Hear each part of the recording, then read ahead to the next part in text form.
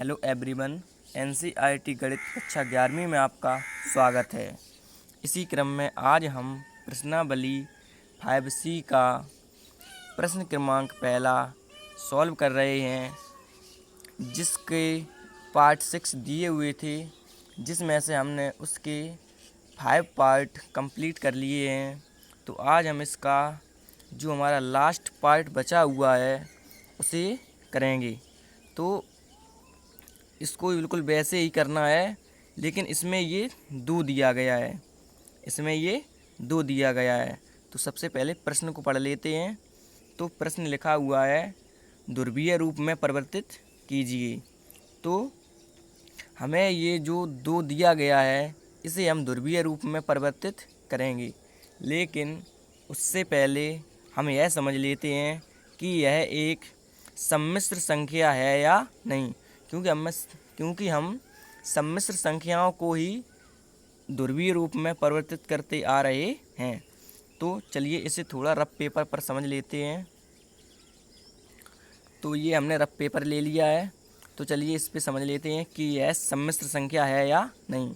तो आप बताइए कि यह सम्मिश्र संख्या है या नहीं। तो क्या आप बता सकते हैं कि यह सम्मिश्र संख्या है या नहीं? तो चलिए समझ लेते हैं। तो सबसे पहले मैं ये डिस्कस कर देता हूँ कि यह एक सम्मिश्र संख्या है। तो अब समझ लेते हैं कि यह क्यों है सम्मिश्र संख्या। क्योंकि हम 2 को, जो हमारा ये 2 दिया गया था, ये हमने रफ पेपर पर लिख लिया है। और क्योंकि हमें से 2 को +0 × i लिख सकते हैं, तो आंसर है बिल्कुल लिख सकते हैं। क्योंकि जब हम 0 का i में गुणा करेंगे तो कितना आएगा बताइए। 2 + 0 का i में गुणा करेंगे तो ये 0 ही आ जाएगा, और 2 को जब हम 0 में जोड़ेंगे तो बराबर 2 ही आ जाएगा। तो इसलिए हम इसे सम्मिश्र संख्या मान सकते हैं। सम्मिश्र संख्या हमारी क्या होती है, जो हमारी a + ib के फॉर्म की हो। तो ये a + ib की फॉर्म की है, जिसका एक भाग वास्तविक है और एक भाग काल्पनिक है। चलिए एक बार फिर समझिए कि मान लीजिए 4 है, तो मैं आपसे कहूँ कि ये सम्मिश्र संख्या है या नहीं, तो आप क्या कहेंगे, ये सम्मिश्र संख्या है। क्योंकि हम +0 × i इसे लिख सकते हैं। क्योंकि जब हम 0 का i में गुणा करेंगे तो ये तो 0 ही हो जाएगा, तो ये हो जाएगा 4 + 0। अब हम 4 को जब 0 में ऐड करेंगे तो ये 4 ही आ जाएगा। तो आ गया ना हमारा 4 ही। तो अब हम इसे a + ib की फॉर्म का लिख सकते हैं, क्योंकि एक भाग वास्तविक हो और एक भाग काल्पनिक हो। तो अब आप समझ गए होंगे कि 1 2 3 4 5 ... कोई भी हमारी संख्या हो उसे हम सम्मिश्र संख्या कहते हैं, या हमारी वह सम्मिश्र संख्या होती है। तो चलिए इसे हम क्या लिख देंगे, 2। तो सबसे पहले हम इसे 2 + 0 × i लिख सकते हैं, क्योंकि अभी हम लोगों ने समझा हुआ है कि 2 + 0 × i, ये 0 का इसमें गुणा करेंगे 0। हमने इसे सम्मिश्र संख्या बनाया हुआ है। आप यह भी समझ सकते हैं कि हमने इसे सम्मिश्र संख्या बनाया हुआ है। तो अब ये हमारी जो सम्मिश्र संख्या है, अब हमें इसे किसी ध्रुवीय रूप में परिवर्तित करना है। तो ध्रुवीय रूप में परिवर्तित करने के लिए चलिए इसका फॉर्मूला देख लेते हैं। तो ये इसका फॉर्मूला होता है, सम्मिश्र संख्या z बराबर r cos theta + i sin theta. ये इसका ध्रुवीय रूप का फॉर्मूला होता है। तो ये जो हमारी सम्मिश्र संख्या है इसे हम बराबर z मान सकते हैं, क्योंकि हम सम्मिश्र संख्या को z से ही नोट करते हैं। तो अब हम क्या करेंगे, अब हम एक बार फॉर्मूला लिख लेंगे, उसके बाद इस z का ये जो मान दिया गया है इस फॉर्मूले में रख देंगे, और इसे जब हम सॉल्व करेंगे तो हमारा ध्रुवीय रूप बन जाएगा। देखिए कैसे। तो आगे इसे सॉल्व करते हैं। और एक बात और समझ लीजिए कि जब हम इसे z के स्थान पे यहाँ पे रखेंगे तो इसका ये ध्रुवीय रूप एग्जैक्ट मान तो है नहीं, क्योंकि r cos theta sin theta ये क्लियर तो है नहीं। अभी जब हम इनमें सबका मान निकालेंगे तो इसमें ये भी समझ लीजिए कि इसमें r क्या है, तो r इसमें क्या है, हमारा मापांक है, और जो थीटा दिए गए हैं ये हमारे कोणांक होते हैं। तो चलिए लिख लेते हैं। तो सबसे पहले हम फॉर्मूला लिख लेते हैं, उसके बाद तो हमने यह फार्मूला लिख लिया है। अब चलिए इसको हटा देते हैं और उसके बाद आगे सॉल्व करते हैं। तो अब हम इसमें इस जेड का मान यहाँ रख देते हैं इस फॉर्मूले में। तो क्या हो जाएगा 2 + 0 × आई, 2 + 0 × आई बराबर, ये ज्यों कहते हैं लिख दीजिए, r cos theta plus i sine theta. तो अब हम आर का इस ब्रैकेट में गुणा कर देंगे, और चूंकि अभी इसका ये जो हमारी सम्मिश्र संख्या दी गई थी, इसका ये अभी ध्रुवीय रूप क्लियर तो है नहीं। अभी जब इसमें मापांक और कोणांक यानी कि आर और जब थीटा निकाल के रखेंगे तब हमें इसका ध्रुवीय रूप पता चलेगा। तो हम यहाँ पे लिख भी सकते हैं माना, क्योंकि हमने ये इसका ध्रुवीय रूप माना हुआ है। आप यह समझ सकते हैं, हमने अभी इसमें फॉर्मूला ही तो यूज किया है, तो हमने इसका ये ध्रुवीय रूप माना हुआ है। तो अब हम आगे से सॉल्व करेंगे। तो आर का इस ब्रैकेट में गुणा कर देते हैं, देखिए कैसे। तो ये हमारा हो जाएगा 2 + 0 × आई बराबर आर कॉस थीटा हो जाएगा। अंदर गुणा करेंगे आर का, प्लस लगा दीजिए, आर का आई साइन थीटा में गुणा करेंगे तो क्या हो जाएगा, आई आर और ये साइन थीटा। उसके बाद हम इसे आगे सॉल्व करेंगे। तो आर कॉस थीटा और आई आर साइन थीटा, ये तो आप जानते ही हैं, जिसमें आई साथ में होता है वह हमारा कैसा भाग होता है, काल्पनिक भाग होता है, और जिसमें आई साथ में नहीं होता है वह हमारा वास्तविक भाग होता है। तो इस साइड हमारा वास्तविक भाग ये हो जाएगा, और इस साइड हमारा वास्तविक भाग 2 हो जाएगा क्योंकि इसके साथ में आई नहीं है। और इस साइड हमारा काल्पनिक भाग आई आर साइन थीटा यानी कि आर साइन थीटा हो जाएगा, और इस साइड हमारा 0 हो जाएगा क्योंकि इसका जो गुणांक दिया गया है वह कितना दिया गया है, 0। तो चलिए लिखेंगे, अब हम तुलना कर देते हैं। तो आर कॉस थीटा बराबर 2 हो जाएगा और आर साइन थीटा बराबर 0 हो जाएगा क्योंकि उसका गुणांक 1 है। तो हम लिखेंगे तुलना से। तो हमने लिखा तुलना से, तो क्या हो जाएगा, आर कॉस थीटा बराबर यानी कि वास्तविक भाग बराबर वास्तविक भाग, तो क्या हो जाएगा आर कॉस थीटा बराबर 2। इसे आप समीकरण 1 नाम दे दीजिए। उसके बाद या आप इसे समीकरण 2 नाम दे दीजिए, और इसे हम समीकरण 1 नाम दे देते हैं क्योंकि अभी हम इसमें आर का और कॉस थीटा साइन थीटा का मान निकाल के रखेंगे इसलिए। तो ये हमारा समीकरण 2 हो गया। अब हम आगे देखेंगे तो काल्पनिक भाग बराबर काल्पनिक भाग यानी कि आर साइन थीटा बराबर 0, आर साइन थीटा बराबर 0। इसे आप समीकरण 3 नाम दे दीजिए।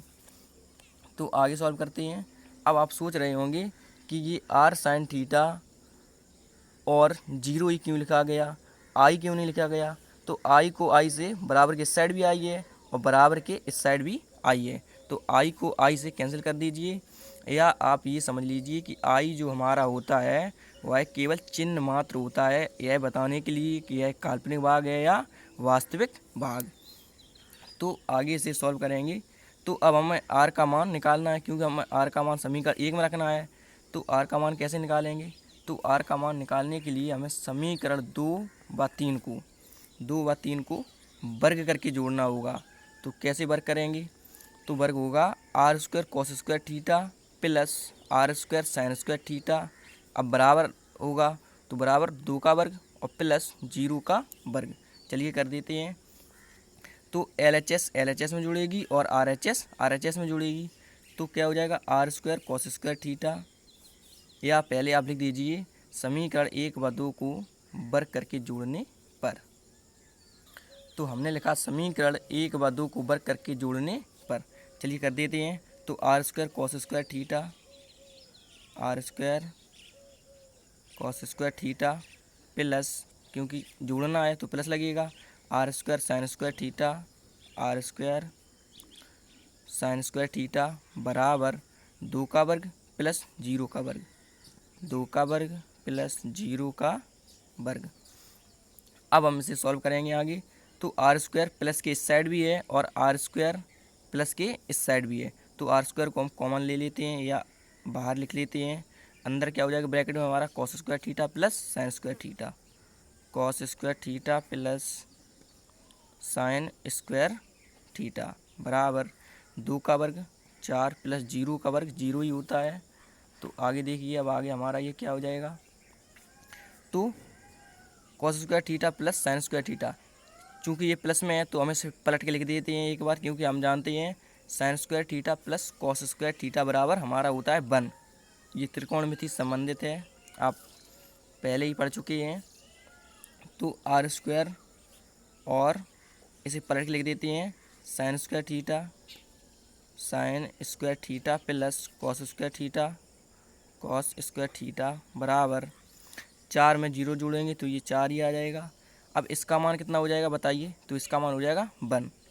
तो आर स्क्वायर और चूँकि अब हम ब्रैकेट को हटाएंगे तो गुणा का निशान लगेगा, और sign square theta plus cos square theta का मान 1 बराबर लगाए, बराबर लगा दीजिए, और 4 ज्यों का त्यों। अब हम आर स्क्वायर का 1 में गुणा करेंगे तो ये आर स्क्वायर बराबर 4 ज्यों का त्यों। उसके बाद आगे देखिए, तो आगे ही हमारा क्या हो जाएगा, तो अब हम दोनों पक्षों का वर्गमूल ले लेते हैं, तो आर बराबर 2 हो जाएगा। इसका ये होल स्क्वायर हट जाएगा और इसका 4 का जो वर्गमूल होगा वो 2 होगा। तो अब हमने देख लीजिए आर का मान निकाल लिया है। अब हमें किसका मान चाहिए, समीकरण 1 में देख लीजिए, तो अब हमें चाहिए आर का मान तो हमने निकाल लिया है, अब हमें कॉस थीटा और साइन थीटा का मान चाहिए। तो कॉस थीटा और साइन थीटा का मान कैसे निकालेंगे, तो देख लीजिए, अगर हम समीकरण 1 में आर का मान रख देते हैं, समीकरण 2 में अगर हम आर का मान रख देते हैं तो हमें कॉस थीटा का मान पता चल जाएगा, और अगर हम समीकरण 3 में आर का मान रख देते हैं तो हमें साइन थीटा का मान पता चल जाएगा।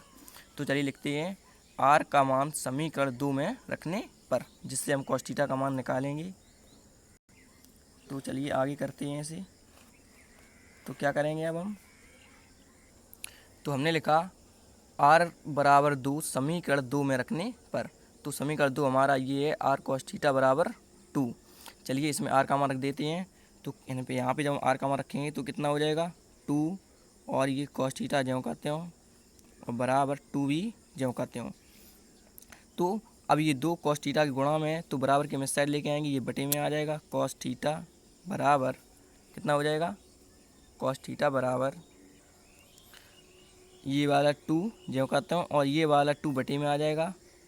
उसके बाद अब हम 2 को 2 से कैंसिल कर देंगे, तो ये कॉस थीटा बराबर कितना आ जाएगा 1। तो अब आप बताएंगे कि यह कॉस में 1 कितने का मान है बताइए। तो आप कहेंगे यह कॉस में 0 का मान है, क्योंकि कॉस 0 का मान कितना होता है 1, और साइन 90 का मान भी 1 होता है, कॉस का उल्टा साइन होता है। तो कॉस 0 का मान कितना हो जाएगा 1। तो हम लिख सकते हैं कॉस थीटा बराबर कॉस 0 डिग्री, क्योंकि कॉस 0 का मान भी 1 होता है। आप 1 बराबर कॉस 0 लिख सकते हैं, क्योंकि कॉस 0 का मान 1 होता है। तो ये हमने कॉस का मान निकाल लिया है। अब हम देख लेते हैं हमें किसका मान निकालना है। तो अब हम देख लेते हैं, क्योंकि हमने आर का भी मान निकाल लिया है और कॉस थीटा का भी मान निकाल लिया है। अब हम निकालेंगे साइन थीटा का मान। तो साइन थीटा का मान कैसे निकालेंगे, तो हम अभी समझ चुके हैं कि अगर हम आर का मान समीकरण 3 में रख दें तो हम साइन थीटा का मान भी निकाल लेंगे। इससे हमें ये r cos theta sine theta तीनों के मान पता चल जाएंगे। उसके बाद हम इसे समीकरण 1 में रख देंगे, जिससे हमें 2 प्लस 0 इंटू आई का क्या पता चल जाएगा, ध्रुवीय रूप। चलिए लिख देते हैं। तो आर का मान समीकरण 3 में रखने पर, चूँकि आर का मान जब हम समीकरण 3 में रख देंगे तब हमें साइन थीटा का मान पता चल जाएगा। तो हमने लिखा आर बराबर 2 समीकरण 3 में रखने पर। चलिए रख देते हैं, आर के स्थान पे आपको 2 रख देना है। तो हम लिखेंगे 2 साइन थीटा ज्यों का त्यों बराबर 0 0। ये डिग्री नहीं है, यहाँ पे केवल 0 है, ये डिग्री नहीं बना हुआ है, क्योंकि आर साइन थीटा बराबर 0, ये समीकरण 3 था हमारा। तो अब आपको आगे देखना है। तो 2 साइन थीटा बराबर 0। तो 2 को हम 0 के बटे में लेके आएंगे, क्योंकि ये गुणा में है तो इस साइड ये बटे में ही आ जाएगा। तो हम लिखेंगे साइन थीटा बराबर 0/2। तो अब हम 2 का जब 0 में भाग देंगे तो ये 0 ही आ जाएगा। तो हम लिखेंगे साइन थीटा बराबर 0 आ गया। अब आपको बताना है कि साइन में 0 का मान कितने का मान होता है, यानी कि साइन में ये जीरो होता है, ये साइन में कितने का मान होता है, तो आप कहेंगे साइन थीटा बराबर कितने का मान होता है बताइए। साइन जीरो का मान कितना होता है, 0 डिग्री, क्योंकि साइन 90 का मान कितना होता है 1, तो साइन जीरो का मान 0 होता है। तो अब हमने साइन थीटा और कॉस थीटा और मापांक आर भी निकाल लिया है, यानी कि कोणांक और मापांक हमने निकाल लिया है। तो अब हम इसे समीकरण 1 में रखेंगे, देख लीजिए कैसे। तो अब हम इसे समीकरण 1 में रखेंगे, तो समीकरण 1 हमारा दिया गया है 2 + 0 × आई, और ये r bracket cos theta plus i sine theta. तो अब हम लिखेंगे समीकरण 1 में रखने पर, यानी कि ये लिखेंगे कि जो हमने ये माना हुआ था उसमें समीकरण 1 में आर साइन थीटा और आर का मान यानी कि और कॉस थीटा और साइन थीटा तीनों के मान रख देंगे हम। आर का मान भी रख देंगे, कॉस थीटा और साइन थीटा का मान। तो हम लिखेंगे r cos theta sine theta का मान समीकरण 1 में रखने पर। तो हमने लिखा r cos theta sine theta का मान समीकरण 1 में रखने पर। तो ये हमारा समीकरण 1 है, चलिए रख देते हैं इसमें। तो हम लिखेंगे 2 + 0 × आई बराबर आर के स्थान पे आर का मान।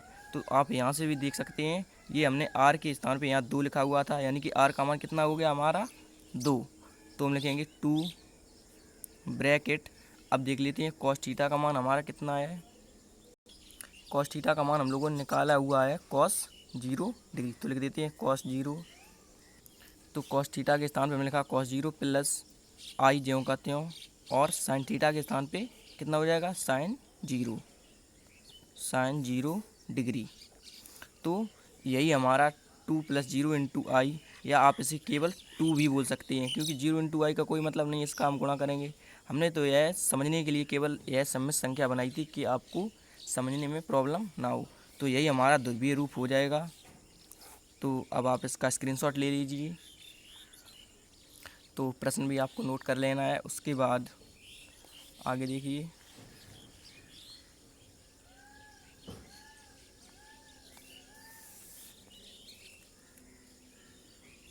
ले लीजिए आप इसका स्क्रीनशॉट, उसके बाद आगे ये,